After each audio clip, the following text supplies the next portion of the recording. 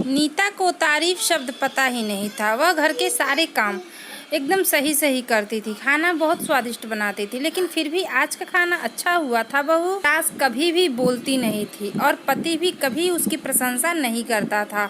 उसने बनाया हुआ खाना चुपचाप खाकर उठकर दोनों पति और सास चले जाते थे। उसने खाना खाया या नहीं इसका उन दोनों को कोई फर्क नहीं पड़ता था। सास को वह पसंद नहीं थी। उसके हाथों से जरा सी भूल हो गई तो सास तुरंत गुस्सा करती थी। उससे भी बुरी बात यह थी कि उसके और उसके पति के बीच में बातचीत ज़्यादा नहीं होती थी और उन्होंने ये चुप्पी बनाए रखी थी। वह उस पर ध्यान नहीं देता था। परदेश में पढ़ाई करने गया हुआ छोटा देवर मात्र समय समय पर नीता को फ़ोन करता था, पूछता था भाभी कैसी हो। उसका फ़ोन आने पर नीता बहुत खुश होती थी।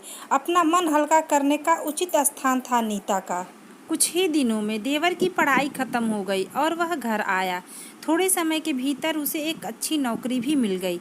नीता को बहुत आनंद हुआ। नौकरी लग जाने के बाद उसकी सास अपने छोटे बेटे की शादी के लिए बातचीत करने लगी। पर देवर को एक भी लड़की पसंद नहीं आती थी। इसने ही बोला होगा उसे मना करने को। ये सोचकर सास नीता को ही दोष दे रही थी। नीता को चिंतित देखकर देवर ने अपनी माँ से कहा, मैं एक लड़की से बहुत प्यार करता हूँ, मैं उसी से शादी करूँगा। उसने जिद की। देवर जी यह बात पहले बतानी चाहिए थी ना। नीता ने यह बात अपने पति के कान में डाली। इस बात पर उसने थोड़ी किटपिट की, लेकिन लड़की देखकर वह भी तैयार हो गया। सवाल बचा सास का, अपने छोटे बेटे का मन कैसे दुखाएगी वह। बाद में उनकी भी हाँ हो गई। नीता को बहुत खुशी हुई। उसे लगा एक अच्छी सहेली आ जाएगी अब साथ देने के लिए, दिल के राज बताने के लिए। पर कैसी होगी छोटी देवरानी?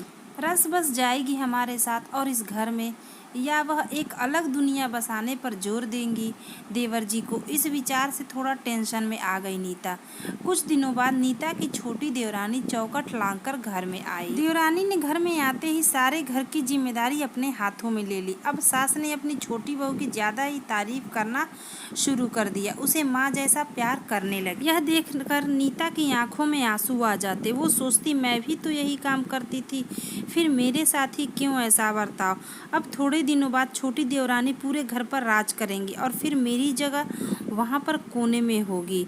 अपने ही विचारों में खो गई नीता के भाव समझने पर छोटी देवरानी नीता के हाथ अपने हाथ में लेकर बोली, दीदी मुझे सब पता है, मुझे अपनी छोटी बहन समझिए, देखना बहुत जल्दी सब ठीक हो जाएगा। छोटी देवरानी ने पूरे घर की जिम्मेदारी तो ले ली, लेकिन कामों में कुछ ना कुछ बार बार भूल करती थी। फिर देवरानी नीता के पास जाती और मदद मांगती थी। ऐसा रोज रोज होने ही लगा। यह देखकर सास लेकिन गुस्सा हो गई। मेरे रहते हुए वह छोटी बहू बड़ी बहू को क्यों पूछती रहती है। फिर सास भी रसोई घर में आकर चार काम शुरू करने लगी। धीरे धीरे वह छोटी बहू के साथ साथ अनजाने में बड़ी बहू से भी प्यार से बर्ताव करने लगी, प्यार से बोलने लगी, नए पदार्थ दोनों को सिखाने लगी, भूल समझकर समझाने लगी। अब सास और दोनों बहुओं में अच्छी दोस्ती होने लगी। इस वजह से बड़ी बहू का स्वभाव भी अच्छा होने लगा। उसके स्वभाव में खुलापन आ गया। सास भी दोनों के साथ कभी शॉपिंग तो कभी फिल्म देखने जाने लगी। वो अपनी दोनों बहुओं को समान प्यार करने लगी थी। इस वजह से घर का माहौल हंसता खेलता हो गया। इसके अलावा अपने भाई और उसकी पत्नी की बॉन्डिंग देखकर नीता का पति भी उसके साथ अच्छा व्यवहार करने लगा। यह देखकर छोटी बहू बहुत खुश हुई। दीदी घर पर पहले आप ही का हक था, ऐसा बोलकर छोटी बहू ने पूरे घर की जिम्मेदारी अपनी जेठानी को दे दी। साल भर में नीता के देवर को अच्छे वेतन और बड़ी पोस्ट पर स्थानांतरित किया गया। अब छोटी देवरानी भी अपने पति के साथ परदेश जाएगी और मैं फिर अकेले रह जाऊंगी। इतना ही नहीं, इतने सालों बाद सास का व्यवहार जो बदल गया वह फिर से वही हो गया। तो इस विचार से नीता डर गई। देवरानी की नीता को इतनी आदत हो गई थी कि उसके बिना घर काटने को दौड़ेगा। देवरानी के आ जाने से घर का माहौल बदल गया था। वह थी ही ऐसी खुश मिजाज और ऊर्जावान, जैसा कि नाम से पता चलता है। यहाँ देवरानी की हालत भी कुछ अलग नहीं थी। उसे दुख हुआ कि यदि यहाँ रहना पड़ा तो उसे अपने पति से दूर रहना पड़ेगा।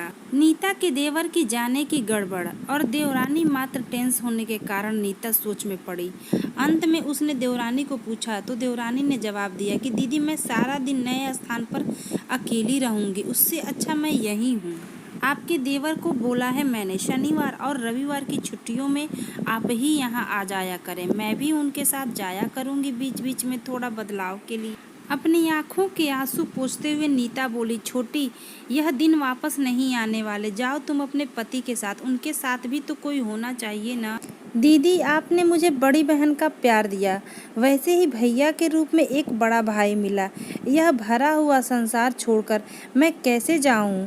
वहाँ अकेली मेरा मन नहीं लगेगा। 6 महीने का तो सवाल है, वह आते रहेंगे यहाँ पर। यह सुनकर नीता ने अपनी देवरानी को खुश होकर गले लगाया। तभी देवरानी नीता को बोली, अपने पति के साथ एक अलग जीवन बनाने में समय नहीं लगता।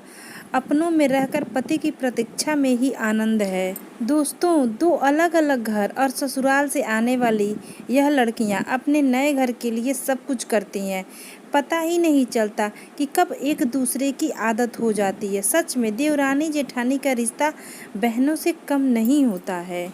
उम्मीद करती हूँ आज की स्टोरी आपको अच्छी लगी होगी। अगर स्टोरी अच्छी लगी हो तो प्लीज़ हमारे चैनल को सब्सक्राइब करें, वीडियो को लाइक करें। मिलते हैं अगली स्टोरी के